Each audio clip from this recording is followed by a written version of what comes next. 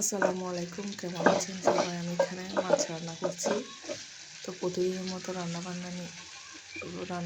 যা করি তারা নিয়ে এসেছি।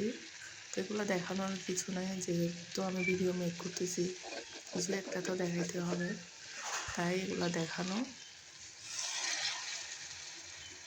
তো আপুরা অনেক কথা বলে, আপুরা আমি এত কথা বলতে জানি না, আমার মুখ দিয়ে তো কোনো কথাই আসে না। তো একটা আপু আছে বিবি জুলেখা, লিভ ইন দুবাই। ওই আপুটার কথা আমার অনেক ভালো লাগে। উনি অনেক কথা বলতে পারে সুন্দর সুন্দর করে।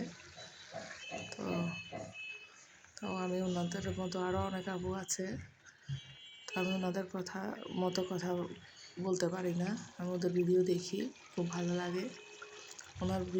ওনার ভিডিও অনেক সুন্দর, আপনারাও যারা দেখছেন দেখতে পারেন। বিবি জুলেখা লিভ ইন দুবাই ওনার ওনার চ্যানেলের নাম। আমার মাছটা রান্না হয়ে গিয়েছে, আমি এখানে ধনেপাতা দিয়ে দিচ্ছি। তো এখানে আমি লাউ রান্না করছি চিংড়ি মাছ দিয়ে।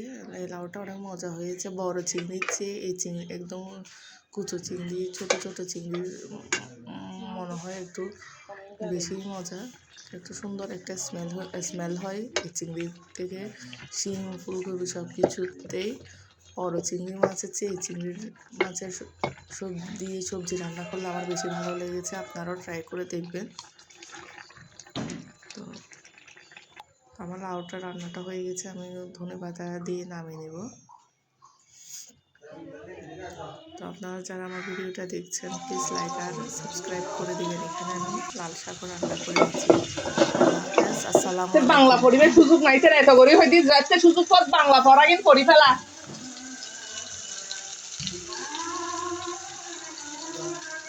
মোবাইল ফালানি